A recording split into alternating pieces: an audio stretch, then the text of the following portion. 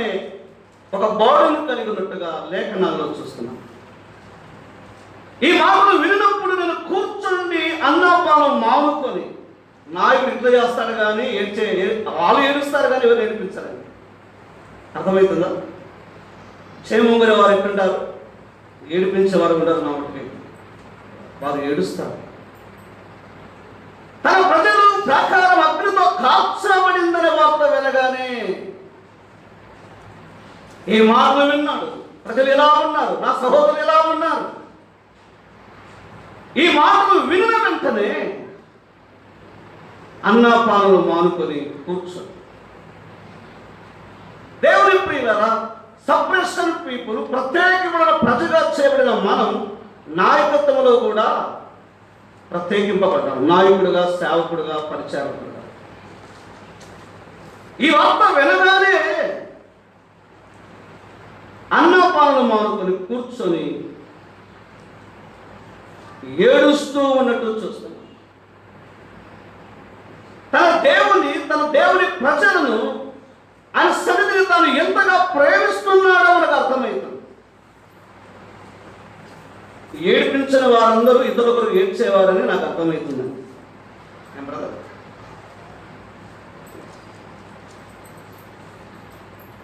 ఈ ఏడిపించకుండా ఎవరైతే ఉంటారో వారు ఇతరులొకరు ఏడ్చే నాయకులుగా, సేవకులుగా ఉంటారు. ఇర్మియా గారు ఇశ్రాయేలు ప్రజల పక్షాన విశ్వాసఘాతుకులై ఉండగా ఏడ్చాడు. తిమోతి దేవుని కార్యాల కొరకై ఏడ్చాడు, క్షేమం కొరకై. నెహెమ్యా గారు తన ప్రజల కొరకు ప్రకారం అగ్నితో కాల్చబడి ఉండగా వెంటనే ఏడ్చాడు. ఆ భాగంలో చూస్తే చాలా విషయాలు ఉన్నాయి, కానీ గమనించాలి. 2వ అధ్యాయంలో ఇర్మియా ప్రార్థన, ఆయన కన్నీళ్లు రాజు హృదయాన్ని కదలించింది. అర్థం కాలేదు. ఒకవేళ మన కన్నీటి ప్రార్థనకు జవాబు రాలేదని డు నాట్ బి అఫ్రేడ్, భయపడదు. ఆయన సమయమందు ఆయన కదలిస్తాడు. ఆయన సమయం వచ్చినప్పుడు సమాధానం ఇస్తాడు. నా పరిచర్యలో ఆత్మలు లేవు, నా నాయకత్వం క్షేమంగా లేదు అని ఎప్పుడైతే మనం అనుకోగలమో దేవుడు అప్పుడే కార్యాలు చేస్తాడు. అవునా కదా? 2వ అధ్యాయంలో నెహెమ్యా ప్రార్థన ఇర్మియా హృదయాన్ని కదలించింది. విత్ సెకండ్, ఎక్కువ టైం లేదు. ఆయన కన్నీరు ప్రభువు చూచాడు, సమాధానం వచ్చిందండి. ఇర్మియా ఏడుస్తూ ఉండగా చాలిన దేవుడు చూచాడు. ఇర్మియా కన్నీళ్లు తుడిచిన దేవుడు, నెహెమ్యా కన్నీళ్లు తుడిచిన దేవుడు. ఈ స్థానంలోనికి మనం వస్తాం. అందుకే ఈ దృష్టాంతం, ఈ అనుభవానికి వచ్చి మనం ఏడ్చి ప్రార్థన చేద్దాం. సోదరీలారా, సోదరులారా, కుటుంబాల్లో ఉన్న భార్యాభర్తలు సమస్యల కొరగా ఏడ్చి నష్టపోవద్దండి. సంఘము కొరకై ఏడవండి, ఆత్మల కొరకై ఏడవండి, నశించే లోకము కొరకై ఏడవండి. ఎందుకంటే గొప్ప భాగ్యం ఇంకేమీ ఉండదు. చాలాసార్లు సమస్యలు తెచ్చుకొని మనం ఏడుస్తున్నాం మన కుటుంబాలను. ప్రభువును వెంబడించే కుటుంబాలుగా, సాక్ష్యం ఇచ్చే కుటుంబాలుగా, పరిచయం చేసే కుటుంబాలుగా, అరాధికులుగా ఉన్న కుటుంబాలలో ఆత్మానుసారమైన జీవితము లేనందుకై, ఒకరికొకరు లోపడే తత్వము లేనందుకై ఇదే మనకు సరిపోయింది. ప్రభువు కొరకు ఏడవండి, ఆయన కార్యాల కొరకు ఏడవండి, ఆయన పని కొరకు ఏడవండి. ఉన్నారా ఇర్మియా లాంటి వారు? ఉన్నారా తిమోతి లాంటి వారు? నేను కూడా, అవును కదా? ఉన్నారా నెహెమ్యా లాంటి వారు?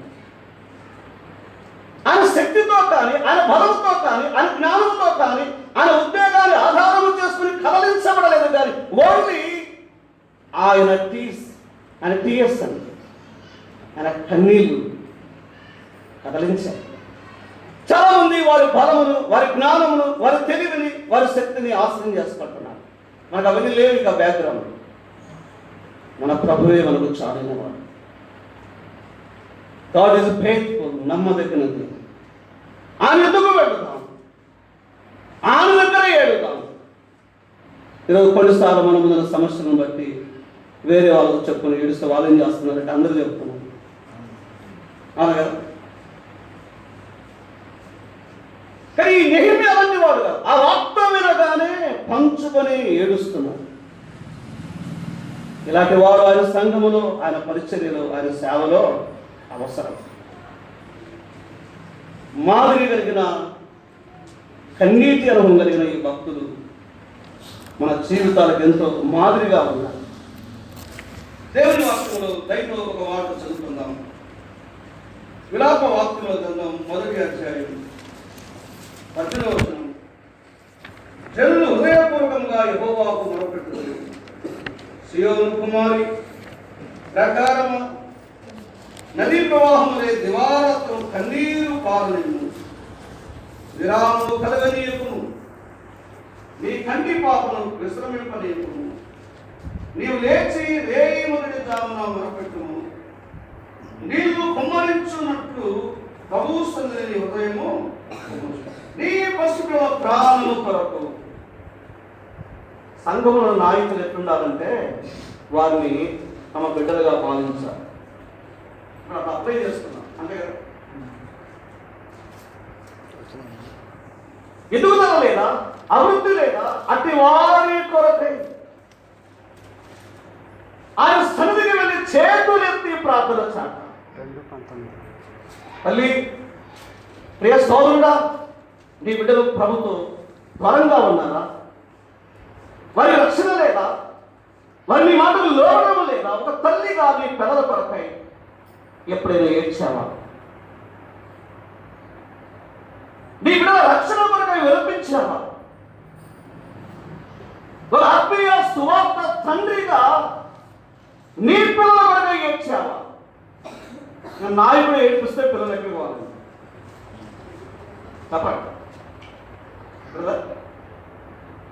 మాదిరి కలిగి ఉండవలసిన ఆయనే, తండ్రి లాంటి హృదయం కలిగిన ఆయనే ఏడిపిస్తుంటే వీళ్ళు ఎక్కడికి వెళ్తారు? గ్రంథం చెప్తుంది ఎంతవరకు ఏడవాలంట? ఎంతవరకు ఏడవాలంట? విరామం ఉందా? సమాధానం వచ్చే వరకు, జవాబు వచ్చే వరకు, ప్రభు కనికరించే వరకు, ప్రభు చొరవ తీసుకునే వరకు ఇక ఆగిపోకుండా ప్రభు యొక్కకి వెళ్ళి నీవు కన్నీళ్ళు విడవాలి. మన అంశం కన్నీళ్లు కారుస్తున్న ఇర్మియా. ఇర్మియా ఏడ్చాడు, నెహెమ్యా ఏడ్చాడు, సమాధానం పొందాడు. ఇర్మియా కన్నీళ్లు కూడా వ్యర్థం కాదు. తన ప్రజలు బయటికి రాగలిగారు. వచ్చారా లేదా? ఏం బ్రదర్? 70 ఏళ్ళు క్రమశిక్షణలో ఉన్నా, 70 ఏళ్ళు ప్రభు ఎంత ప్రేమ గలవాడో, దయగలవాడో పాఠాలు నేర్పాడు, బయటికి తెచ్చాడు. కొన్నిసార్లు పాఠాలు నేర్చుకోవడానికి కూడా ఇలాంటి పరిస్థితుల గుండా వెళ్ళవలసి ఉంటుంది. అలాగైతే ఈ ఉదయకాల వేళ ప్రభువు సన్నిధిలో మనము కన్నీళ్లు కార్చే వారముగా ఉన్నాం. ఒకటి, ప్రజల కొరకై ఏడ్చిన ఇర్మియా. నెహెమ్యా తన ముందున ప్రాకారము కొరకై, ప్రజల కొరకై ఏడ్చాడు. కట్టబడిందంటే ఇక జవాబు వచ్చినట్టే కదా. కాబట్టి నీ ప్రార్థన వ్యర్థం కాదు, నీ కన్నీళ్ళు వ్యర్థము కాదు. ఒకవేళ కొంచెం ఆలస్యము కావచ్చు, కానీ ఆయన సమయం వస్తుంది, దేవుడు తప్పకుండా మన ప్రార్థన అంగీకరిస్తాడు. అది మందిరమా, అది కుటుంబమా, అది భవిష్యత్తు, అది సంఘమా, నువ్వు దేని కొరకు వినిపించావో ఆ కార్యాన్ని సఫలపరచుటకై మన దేవుడు చాలినవాడు. ఒక దైవజనుడు రాస్తూ ఉన్నారు, ప్రభు యుద్ధకు నడిపించడానికి ఒక ఆత్మ కొరకై 55 years 7వ దినము లేకుండా ప్రభు దగ్గర ఏడ్చాడట. ఇంత ఓపిక మనకుంటుందా? అతడు ప్రభు యుద్ధకు నడిపించబడడానికై 7వ దినము లేక ఆ ప్రార్థన ఒక్కరోజైనా జ్ఞాపకం చేసుకుంటాడు. ప్రభువా కనికరించవా, వారి తండ్రి మంచి దైవజనుడు, వారి తల్లి భక్తి కలిగినది, కానీ వెళ్ళకూడని స్థలానికి వెళుతున్నాడు. అతడు చేయకూడని పనులు చేస్తున్నాడు, మీరు కనికరించరా? ఒకరోజు సహోదరుడు ఆ సమాధి దగ్గర తన హృదయాన్ని ప్రవర్తించాడు. ప్రియులారా, మన కన్నీళ్ళు వ్యర్థం కావు, మన ప్రార్థనలు వ్యర్థం కావు. కానీ ఒక సంగతి గమనించాలి, మన ప్రార్థనకు జవాబు రావాలంటే షరతులు కూడా ఉన్నాయి లేదా? దేవుని గ్రంథంలో దయతో మనందరికీ తెలుసు, చదువుకుందాం. 66వ కీర్తన 18వ చరణాన్ని చదువుకుందాం. 66వ కీర్తన 18వ చరణం. నా హృదయములో నేను పాపమును లక్ష్యము చేసిన కదా వెనకపోవును. ప్రియులారా, ముందు ఇది గమనించాలి. మనం ఎప్పుడైతే పవిత్రమైన చేతులెత్తి ప్రార్థన చేయగలమో సమాధానం. ప్రార్థనాపరులు గమనించాలి, పవిత్రత చాలా ప్రాముఖ్యం. ఎందుకు జవాబు లేదు? ఎందుకు ఆయన అంగీకరించలేదు? అది సమస్య మనదని గమనించాలి. సహాయం చేయవాడు, మాట ఇచ్చిన వాడు, నెరవేర్చడానికి చాలినవాడు, మరి ఎందుకు జవాబు రాలేదు? అదే సమస్య. ప్రార్థనా పరులు పవిత్రమైన హృదయాన్ని కలిగి ఉండాలని అర్థమవుతుంది, అంతే కదా? కొన్ని మార్లు ఎంతగా మనము సరిచేసుకుని ప్రార్థిస్తున్న జవాబు లేదు. ఏం బ్రదర్? ఒకటి, పాపమును బట్టి సమాధానం రాలేదు, ఏడుస్తున్నాను. మళ్ళీ ఇర్మియా ఏడ్చాడు, సమాధానం పొందాడు. హిజ్కియా ఏడ్చాడు, సమాధానం పొందాడు. హన్నా గారు ఏడ్చారు, జవాబు వచ్చింది. మనం ఎరువులు. మరి కొన్ని మార్లు ఎందుకు మన ప్రార్థనకు జవాబు లేదు? సంఘం కూడా అలర్ట్ కావాలి, మన కుటుంబం కూడా అలర్ట్ కావాలి, అవునా కదా? మొట్టమొదటిగా మనం గమనించవలసింది, మన అంతరంగములో లోపము కలిగి ప్రార్థన చేస్తే సమాధానము రాదు. అలాగే పవిత్రత ఎన్నిటికి అవసరమండి ప్రార్థనా పరులకు. ఆయన చాలా గొప్ప సేవకుడు కాబట్టి జవాబు వస్తుంది కాదు. పవిత్ర హృదయం ఎవరైతే కలిగి ఉన్నారో వారి ప్రార్థన పరమందు చేర్చబడుతుంది.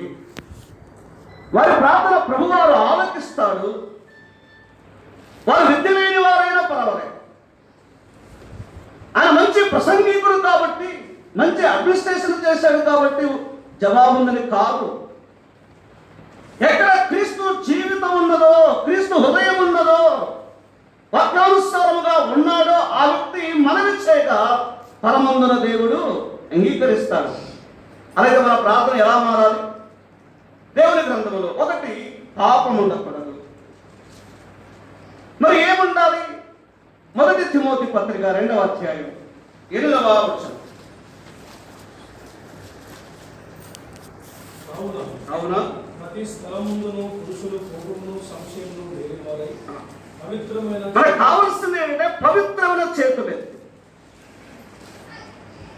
మనం ఎప్పుడైతే పవిత్రమైన హృదయం కలిగిన వారమై పవిత్ర చేతులెత్తి ప్రార్థన చేస్తామో దేవుడు తప్పకుండా మన మనవి అంగీకరిస్తాడు.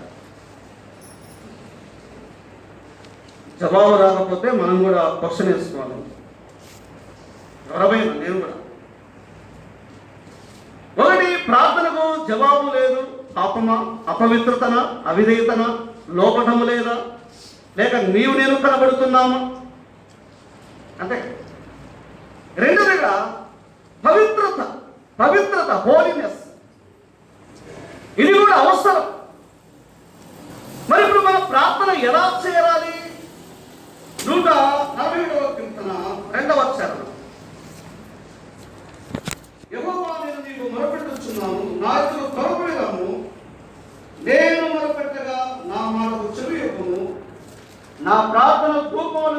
చేతులెత్తిన సాయంకాల నైవేద్యములను నీ దృష్టికి అంగీకారమగును. ఈ ప్రార్థన సువాసన యాగముగా మారింది. ఏం బ్రదర్? సువాసన యాగముగా నీ ప్రార్థన ఎప్పుడైతే ఉంటుందో అందులో శరీరము లేదు, అక్కడ పాపము లేదు. అది సువాసన యాగముగా మారి పరమందు చార్చబడింది. ప్రకటన 8వ అధ్యాయం 1-3 వచనాలు చూస్తే అది పరమందు చార్చబడి ఉన్నది. కన్నీరు విడుస్తుండగా సమాధానం, కానీ కన్నీరు విడుస్తూ ఉండగా సమాధానం లేదా? అది ఎందుకో మనం ప్రశ్న తెలుసుకోవాలి. నేను కదా అయితే గమనిస్తూ ఉండగా పవిత్ర హృదయం ఎవరైతే ప్రార్థన చేస్తారో వారి ప్రార్థన సువాసన యాగంలో, సువాసనగా పవిత్రతనే. మన ప్రార్థనలో ఎన్నటికి పవిత్రత అవసరం. అది సువాసన యాగముగా మారాలి. ఆ సువాసన ప్రభువు జీవితమే. మన ప్రార్థనలో ప్రభువు ఉన్నప్పుడు, ఆయనను కలిగి ఉన్నప్పుడు అక్కడ ఎంత పెద్ద శక్తి అయినా వాక్య శక్తి దగ్గర, ప్రార్థన శక్తి దగ్గర నిలబడతాయా? ఎవ్రీబడి 4 పనులు అదే. అది ఏ వాక్యం అంట? ఏం బ్రదర్? అక్కడ 8 మాటలు ఉన్నాయండి వాక్యం వచ్చి. ఎవ్రీ 4 పనులు 8 శక్తులు ఉన్నాయండి. ఆ 8 శక్తులు మేము వాస్తవం అదే చెప్పాలనుకుంటున్నాం. ఆ శక్తి దగ్గర ఏమీ పనికి రావు. ఒకవేళ కొద్దిగా ఆలస్యం కావచ్చు అంతే. అలాగే ప్రియులారా, నేను ముగింపు చేసేటప్పుడు 1 కన్నీటి అనుభవాన్ని కలిగి ఉండాలి, 2 సరిచేయబడి అనుభవం కలిగి ఉండాలి. ప్రత్యక్ష గుడారములో ఫస్ట్ ఏముంటుంది? పరిశుద్ధ స్థలానికి వస్తుంది. ముందు ఏముంటుంది? బయట తింటుంది. బయట ఏమొస్తుంది? మనం ఎంట్రన్స్ రావడం బలిపీఠం కదా. సెకండ్ ఏముంటుంది? గంగాలం. ఇప్పుడు ఈ గంగాలము ఎలా తయారు చేయబడుతుంది? గంగాలం అక్కడ నీవే. గంగాలం ఎట్లా చేయబడుతుంది? ఇత్తడి. ఆ అద్దము కదా. ఎందుకు చెప్తున్నానంటే ఈ అద్దం ఏం చేస్తుందంటే, ఒకటి ఈ అద్దము లోపాలు చూపిస్తుంది అంతే కదా. ఆ యొక్క అద్దంతో చేయబడింది. దాని లోపల ఏమున్నాయి? నీళ్ళు ఉన్నాయి కదా. ఇదేం చేస్తుందంటే కడుగుతుంది. అందుకే యాకోబు 1:23, ప్రియులారా ఎఫెసీ 5:20-27 ఈ 2 కలిగి ఉన్నప్పుడు మన ప్రార్థన సువాసన యాగముగా. అలాగే గమనిస్తూ ఉండగా మరి ప్రార్థన చేస్తూ ఒక ఆయన బాధపడుతున్నాడు. చూడండి, నేను 2-3 మార్లు చెప్పి ముందు చేస్తాను. హబక్కు గ్రంథం 1వ అధ్యాయం 1వ వచనం. దర్శనరీతిగా వచ్చిన దేవోక్తి, యెహోవా నేను మొదలుపెట్టినను నీ విన్నాలు ఆలోచించకుండా. మనందరికీ ఇప్పుడు ఈ రిప్లై లేదు కాబట్టి ఏమనిపిస్తుంది కదా? దేవుని చిత్తము. ఇంకా మన ప్రార్థన స్టాప్ అయిపోయింది. ఇప్పుడు ఎంట్రన్స్ ఎగ్జామ్ కొరకు రాస్తూ వచ్చాము. ఇక రాదులేదు, నీట్ బాగుంది. అలాగే ఇక సెలెక్ట్ కాదులే, ఇది దేవుని చిత్తము. మనమే డిసైడ్ అవుతామండి. నేను అన్నా దేవుని చిత్తం కావాలండి, ఇక మానుకుందాం. హబక్కు గారు కూడా 3 అధ్యాయాలు చదవాలి కదా. 3 అధ్యాయాలు చదివితే వేచి ఉండాలి అంటున్నాడు.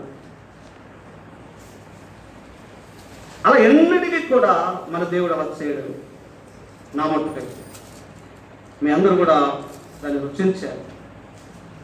కానీ మనుషులుగా ఇక ఆగిపోదాము అనుకుంటాం. అన్ని జనులే బాగున్నారు కదా, దైవ భయం లేని వారే కార్యాలు చేస్తున్నారు, అభివృద్ధి అవుతున్నారు, వారే ముందుకు దూసుకెళ్తున్నారు. ఎందుకు ఇలా చేస్తున్నాం? కొన్ని మారులు మనం తప్పిదము చేయకపోయినా, లోపములు లేకపోయినా, సత్యము కొరకే పోరాడుతూ ఉన్నా,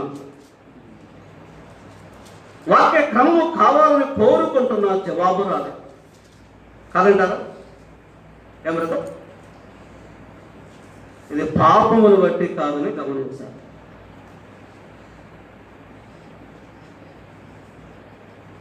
కొన్నిసార్లు మన ప్రార్థనకు ఆలస్యమైంది, కానీ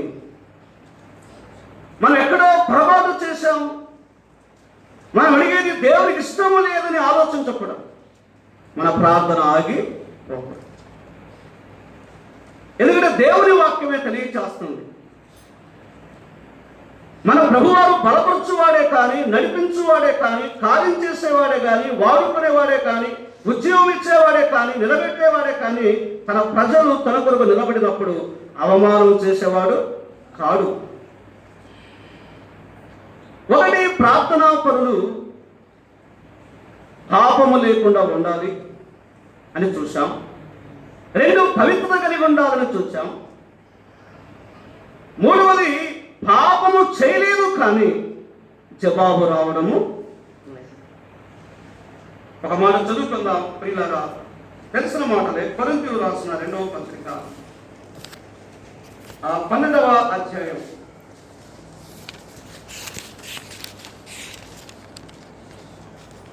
7వ వచనం నుండి చదువుకుందాం. నాకు కలిగిన ప్రత్యక్షతలు బహు విశేషముగా ఉన్నందున నేను అత్యధికముగా ఎత్తిపోకుండా నిమిత్తము నాకు శరీరములో ఒక ముళ్ళు, నేను అత్యధికంగా హెచ్చిపోకుండా నిమిత్తము నన్ను నరగొట్టుకు సాతానిక దూతగా ఉంచబడెను. అది నా యొద్ద నుండి తొలగిపోవాలని దాని విషయమై ముమ్మారు ప్రభువును వేడుకొంటిని. అందుకు నా కృప నీకు చాలును, బలహీనత యందు నా శక్తి పరిపూర్ణమగుచున్నదని ఆయన నాతో చెప్పాను. ఆయన ప్రార్థనకు జవాబు వచ్చిందా? రాలేదు. అదే ఆత్మకు ఇంకొకటి, నేను ముమ్మారు వేడుకున్నాను కానీ ప్రభు నాకు సమాధానం ఇవ్వలేదని రాస్తున్నాను. అవునా కదా? మరి ఆ పారాగ్రాఫ్ అంతా నిజమేనా? చెప్పండి బ్రదర్, సిస్టర్, అమ్మా. త్వరగా ముగించిన ప్రార్థనకి వెళ్దాం. నేను ముమ్మారు వేడుకున్నాను, నీవిచ్చిన సమాధానం ఇదే. సమాధానం మాత్రం వచ్చింది కదా బ్రదర్? వచ్చింది. Thank you.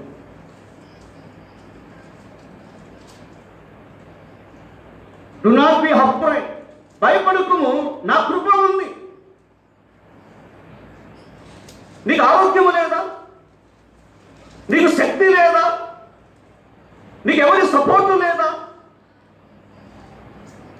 నేను బలహీననుకుంటున్నావు ఎందుకు? అందులో నేను బలపరిచి విశేషముగా నా కృప చేత నా పరిచయ కొరకై నిన్ను వాడుకుంటాను. ఈ దూరం ఉంటే నన్ను మర్చిపో. అంతే కదా అక్కడ అర్థం. సమస్య లేకపోతే దేవుని పిల్లలు. నా మట్టుకైతే శ్రమలు లేని వారు విశ్వాసులు కాదండి. 10 మంది చెప్తుంటాను కదా, అన్న మాకు దేవుని చిత్తం, దేవుని కృప, మా ఇంట్లో ఒక్క ప్రాబ్లం లేదు, అన్ని సబ్సెంట్ జరిగిపోతుంది. ఇలా అన్ఎక్స్పెక్టెడ్గా ఒకళ్ళు వచ్చిందనుకంటే ఇంకా అంతే నిలబడలేదు. ఇవన్నీ మనము రుచి చూడాల్సిందే. కుటుంబమా, సంఘమా, పరిచర్యనా, ఉద్యోగమా, విద్యాభ్యాసమా, సొసైటీ, వీటన్నిటిలో ప్రభు పిల్లలకు సమస్యలు ఉన్నాయి. కానీ మన ప్రార్థన ఎన్నిటికీ వెళ్తుంటావు. మనం పిలిచిన దేవుడు, ఆ నమ్మదగిన వాడు, ఆ చాలిన వాడు, నిన్ను నిలబెట్టి ఆయన మహిమ కోసమే తప్పకుండా వాడుకుంటాడు. కాబట్టి ప్రియులారా, పాపము చేసినందుకు జవాబు రాలేదని అనుకోవడం కూడా తప్పని అర్థమైంది. అది పాపాన్ని బట్టి అంతే కదా. మనం వెంటనే స్టేట్మెంట్ ఇస్తాం. ఎందుకనుకున్నా తెలుసా? ఇప్పుడైనా వాళ్ళకి ఎందుకు అట్లా అవుతుంది అనుకుంటాం. అందుకే అసలు జవాబే లేదు. చాలా తప్పండి. అలాంటి స్థితిలోనే వారు వెడుతున్నారు. ప్రభు వారిని విడవలేదు. ఆయన బలపరిచాడు, ఆయన సహాయము చేశాడు. కాబట్టి విశ్వాస జీవితంలో కన్నీటి అనుభవం చాలా అవసరం. 4వదిగా గమనిస్తూ ఉండగా, నీ ఎందుకు ఏడవాలి? ఒక రీతిగా ప్రభువు నీకు ఇచ్చిన వాక్యం అండి. అనగా నీకే ఈ సమయాన్ని ప్రభు ఇచ్చాడంటే ప్రభు దగ్గర నిలబడినప్పుడు నీ కన్నీళ్లు ప్రభు దగ్గర ఉండబోతున్నాయి. ఆ మాట చదువుకొని మనం ప్రార్థన చేసుకుందాం. 56వ కీర్తన 8వ వాక్యం. 56వ కీర్తన 8వ వాక్యం. నా సంచారములను నీవు లెక్కించి నా సంచారములను నువ్వు లెక్కించి ఉన్నావు. నా కన్నీళ్లు నీ బుడ్డిలో నుంచబడి ఉన్నవి. నా కన్నీళ్లు నీ బుడ్డిలో నుంచబడి ఉన్నవి. అవి నీ కవిలలో కనబడును కదా. ప్రియులారా, ఈ మాట గమనిస్తూ ఉండగా దావీదు కన్నీళ్లు ఆయన బుడ్డిలో లిఖించబడ్డాయి. కవులంటే ఆయన పుస్తకంలో లిఖించబడ్డాయి.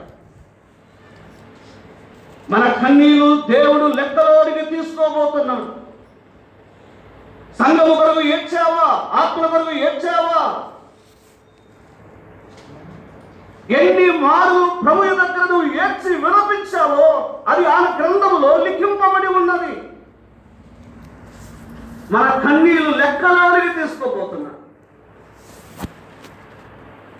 నశించి ఆత్మను మహిమలోనికి రావాలని ఏడ్చాం. సంఘము క్షేమంగా ఉండాలని ఏడ్చాం. కుటుంబాలు బాగుపడాలని ఏడ్చాం. మన దేశము కొరకు ఏడ్చాం.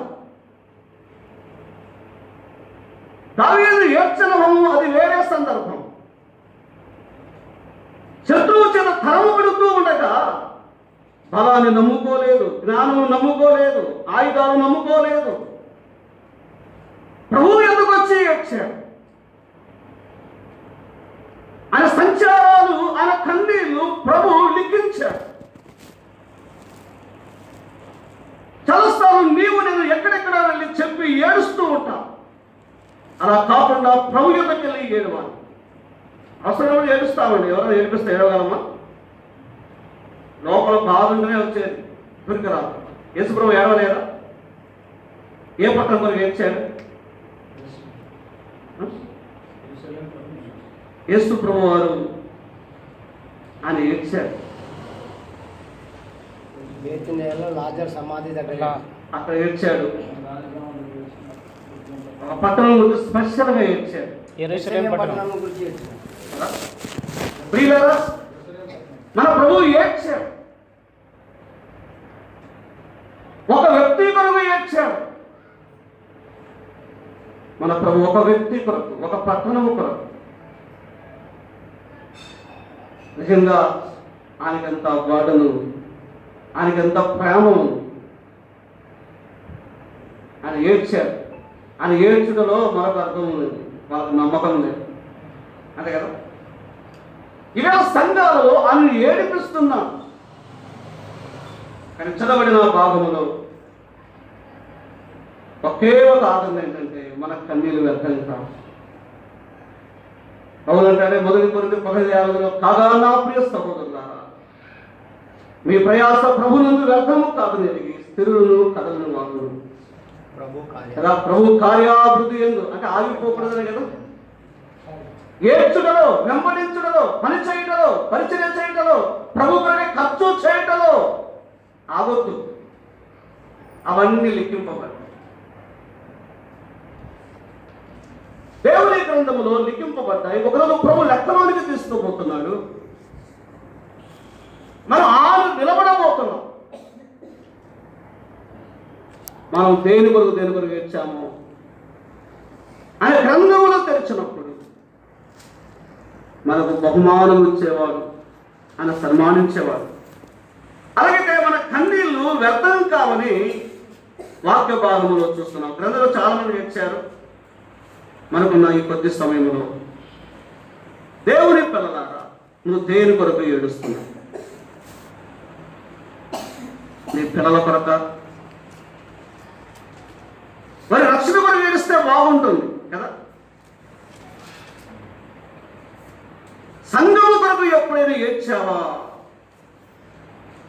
ప్రభువా, మా సంఘానికి జ్ఞాపకం చేసుకోండి,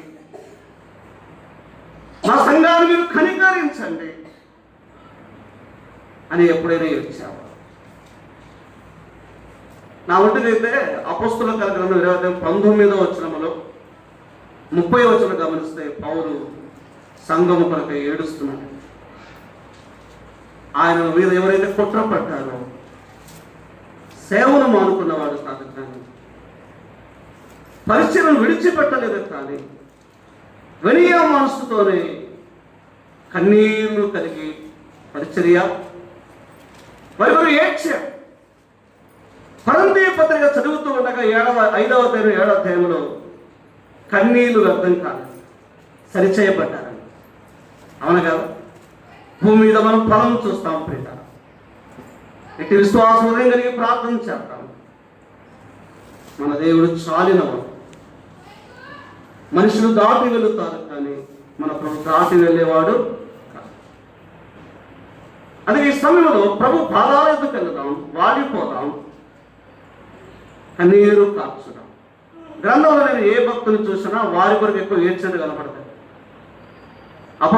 రోమాపతి 9:10 అధ్యాయం చదివితే రక్త సంబంధికుల రక్షణ కొరకై పౌలు ఏడుస్తాడు. అంతే కదా? అమ్మా, మన బంధువులు ఉన్నారు, సోదరుడా, మన స్నేహితులు ఉన్నారు, మన రక్త సంబంధికులు ఉన్నారు. వారి నిత్యకన్నులకు జోగిపోకుండా ఉండటకై నువ్వు మధ్యవర్తిగా, ప్రతినిధిగా నీ కన్నీళ్ళ అవస్థ ఉంది. మీ నాన్న ప్రభు నమ్ముకున్నారా? మీ తల్లిగారు నమ్ముకున్నారా? నీ తమ్ముడు నమ్ముకున్నారా? అది నీ బాధ్యత. నువ్వు ఏడవ. కుటుంబాలు, భార్యాభర్తల మధ్యలో సరైన సంబంధము లేదు, వెంటనే వేరైపోతున్నారు. వారి కొరకు కూడా మనం ఏడ్చే అవసరత. వీటన్నిటిని బట్టి ప్రభువు దగ్గరికి వెళ్ళి ఏడ్చుదాం. ఈ గ్రంథంలో ఏడ్చారు, కార్యాలు చూచారు.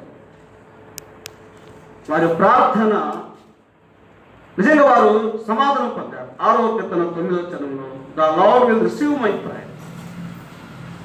ప్రభు నా ప్రార్థన అంగీకరించాడు.